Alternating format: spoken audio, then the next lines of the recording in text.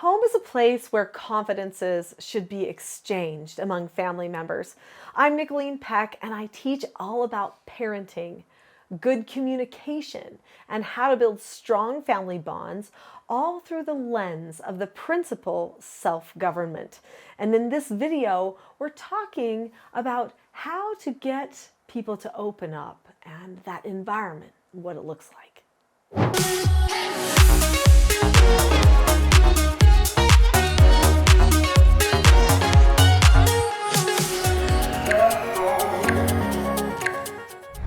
In this video, we're going to talk about why some people will not share confidences with each other in the home setting and what you can do to create an environment so that people will hopefully have that exchange of ideas and stories and understanding with each other.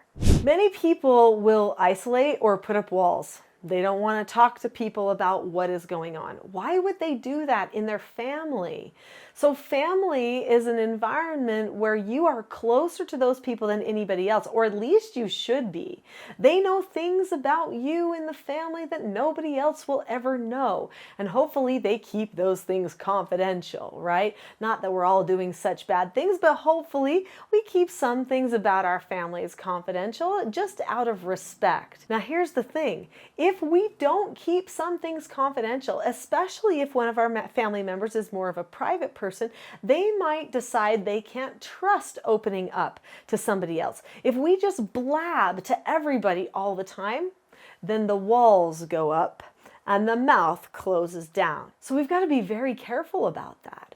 Also, if we get emotionally affected in negative ways by things that our family members do, then the family members might not want to tell what is actually going on in their lives as well. So for instance, if someone does something that's like maybe a bad behavior, maybe they, forget to flush the toilet in the bathroom or something like that, and the parent gets frustrated about it, then guess what the child is going to do next time? If they forget next time and the parent starts to get angry, the child will just lie. They'll say nope, and there goes the wall. It just goes up. Lies are a wall. When people don't want to tell or tell the wrong thing, this means they're not wanting to open up to other people. This is why home has got to be the safest place to make mistakes. Years ago, I took in therapeutic treatment care foster children. They were all between the ages of 12 and 18, and they had a lot of things going on. Many of them were non-neurotypical. There were also things like ADD, ADHD, OCD, ODD, RAD. There was substance abuse in utero, right? Before they were even born. We used to call that FAS. They had bipolar. They were on the spectrum. There were lots of things that were happening. So many frustrating behaviors. If I would have taken those frustrating behaviors personally, those children would not have been successful in my home. They would have struggled to know if they could talk about any of the issues that they really did want to fix about themselves. They would come to me and say, Nicholeen, I have such a problem with lying. I lie before I even think about it. I need help. Well, that was an honest action right there. But what child usually comes to their parents and say, I have a problem with lying? Well, they would only do that if their parents truly were safe people to talk to. So I had to make sure that I always was a safe person to open up to and to talk to. Home had to be the safest place to make mistakes, I told myself. No matter what. That meant I had to have skills. I had to be prepared for any frustration or any bad behavior that I might encounter or need to correct. So we're going to talk about what to do in order to be that safe person, what skills you might need to learn or adopt so that you can make sure that your child will not feel personally attacked if they do something wrong because of your emotional response. But before we do that, do you see that subscribe button? Click it. It's fun to click buttons on the screen. Plus, you get to see more videos if you click it. I'm known all over the world for teaching parenting, specifically teaching self-government to parents and so that they can teach the self-government to their children.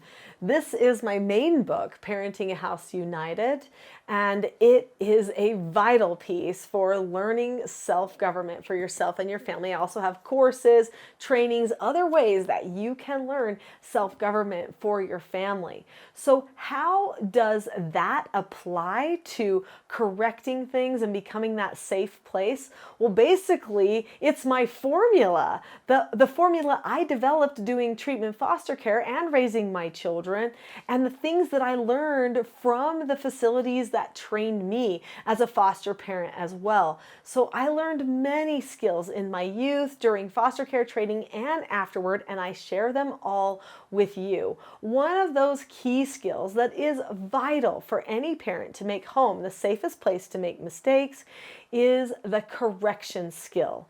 How you correct your children needs to be understood by them and by you long before you ever actually engage in a corrective teaching moment.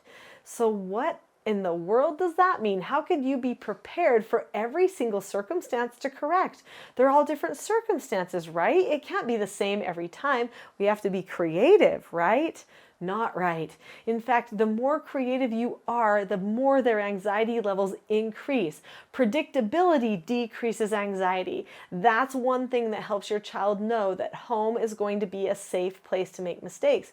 If their anxiety levels are low, what's one of the number one things that makes anxiety levels low? It's actually you telling them ahead of time all the words that you will use in a correction before you even use those words, and then sticking right to the process and the words.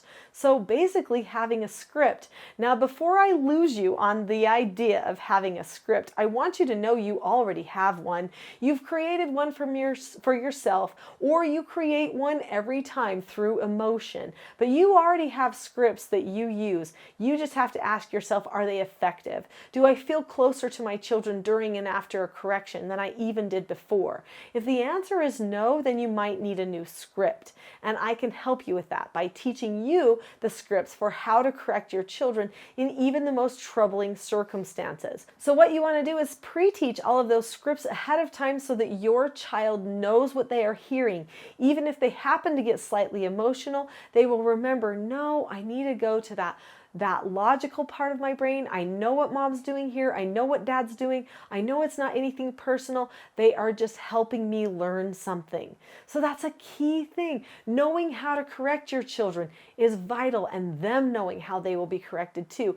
This will make it so that they don't put up walls and withhold information, but instead openly talk about what happened and make plans for future success. Speaking of those plans for future success, it is important that you regularly have meetings with your children. So in the Teaching Self-Government form of parenting, I talk about certain types of meetings. So there's couples meetings, family meetings, and then individual mentor meetings, as well as parent counseling sessions. All of these meetings, except for the couples meeting, are actually meant to help the child know what's going to happen ahead of time. So in the family meeting, the family discusses issues that the family might be having and comes up with how they will solve those problems so that then they can follow through in a very predictable way in the future. In the mentor meeting, during that process, the child evaluates themselves. They evaluate how they're doing in different areas of their lives, and then they make goals and plans for their future, and then come back and check back with their parents to see how they're doing at their goals, commitments, and plans that they have for their future. This impacts their academics, their relationships, their behaviors, all the things that matter most to them. Also, parent counseling sessions. Parent counseling sessions are key times where a parent will talk about one issue with a child. Maybe the child is having a hard time with a certain friend or making friends in general. The parent can have a parent counseling session with the child about that. And the child can even help develop plans for themselves so that they see a reasonable way to move forward and solve some of their problems or prepare for upcoming things in the future. If you have regular talk times with your children, and when you correct your children and teach children, it feels calm and safe, then your children will open up to you more. They will express themselves. Now, just a little warning, if a person has been putting up walls, it might take them a while to know that you won't get angry or upset if they open up to you. You might have to deliberately tell them, I know that in the past I've been emotional sometimes when you've shared things with me. I've even taken it personally, but I want you to know I'm not going to do that anymore. When you share things with me, it's not about me. It's about you, and I want you to have that time to talk to me, so I'm really sorry. You say something like that, and it changes everything for the child. They'll test it. That's what we want to have happen in a family. People need to be able to discuss, have good, open, honest communication. When you learn self-government, if you've been at it for a while, you know that I teach certain skills. Those skills are not meant to shut down communication. They are meant to open up communication by making it so that we don't have to spend all of our time discussing a simple behavior or a simple chore. Instead, we spend our time discussing the things that really matter and just take a few minutes with those little chores or consequences and corrections. If we spend the majority of our time talking about the things that we care about, and expressing our true selves in deliberate ways to our children, then they will do the same with us. It will become part of our culture. So you might have to step out of your comfort zone too. If you want them to open up to you, you might need to open up to them as well and share with them some bits about the self-government journey that you are on. Maybe you're struggling with calmness. If you are, I have a help for you, and I'm going to give it to you right now as a gift. So I have something called the Calm Parenting Toolkit. That Calm Parenting Toolkit has 10 lessons in it for how to be calm when someone else isn't, and how to help them get calm without losing your calmness at the same time. In the description below this video, there is a link that says teachselfgov.com/toolkit. If you click on that link right now, it will take you to the Calm Parenting Toolkit, and you can have it for free. It is my gift to you. It's the perfect beginner course for learning self-government. And when I say beginner, it is beginner. It's a mini course. You'll probably want to follow it up with some more training books or other courses. But start there. Get your calmness going. Start self-governing that, and then you can bring self-government into all the other places of your life so that you can have more open communications at your house too. Click on the link now. I'll see you there.